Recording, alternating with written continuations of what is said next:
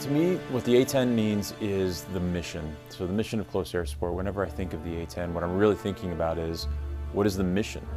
At the end of the day, our flying was never about the aircraft, it was always about the infantry on the ground, that young soldier or Marine holding a rifle, and everything we did, all the training, all the time spent, all the perfection of becoming the best we could be, it was focused on that ability to be the best in the world at a mission like close air support. I think that sometimes it's easy to see the A-10 and only see one person in it, but the fact of the matter is that A-10 is lifted up by hundreds and thousands of maintainers that make sure that it flies. As we look forward into the future, as the next few years encompass kind of the divestment game plan, the legacy of the A-10 will be combat and the mission it's done and the goodness that it brought to the Air Force and to the other services. Over the last 30 years, it's just been an amazing piece of that entire system of weapons that we've used.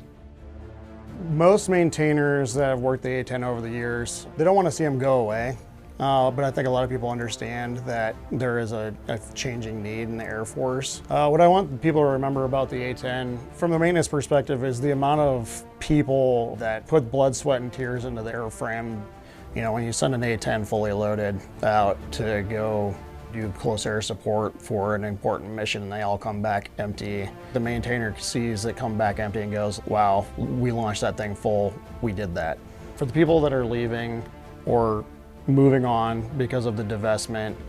they'll go into other airframes, they'll get the training that they need to be successful moving forward in their careers and continue to do the mission and get the job done.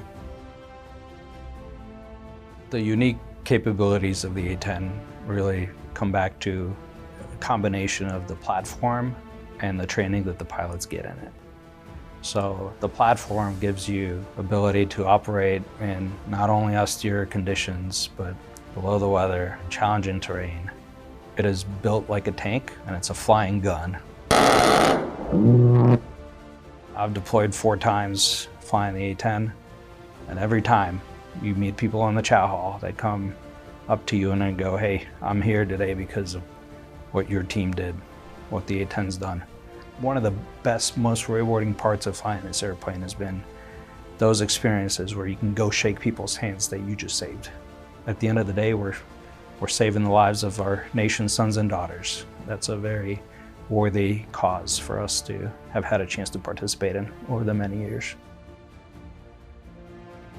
In this job capacity, at least in the demo role, I've been able to go and see and speak with people who have walked up to me almost every air show that have said, hey, this airplane saved my life. And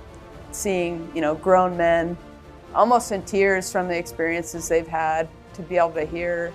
the whistle of the engines and know like that their day is going to be okay just makes the reward of flying the airplane just that much better. I certainly had some dynamic missions down in Afghanistan, but honestly, for me, anytime I was able to come back, whether I employed or not, if I was able to get men and women on the ground from point A to point B, they were able to accomplish their mission and nobody was harmed because we were over top of them that entire time. That is the whole purpose of what we do. This airplane has meant everything to me, you know, and I get emotional talking about it, but I've gotten 7 years now and it has given me so much and it's given, you know, the men and women on the ground so much, and I will enjoy every hour that I get left in it, and I'm excited for whatever future comes my way, whatever airplane that may be, and I'm looking forward to be able to carry on the mission and that mindset onto whatever airplane I end up flying down the road.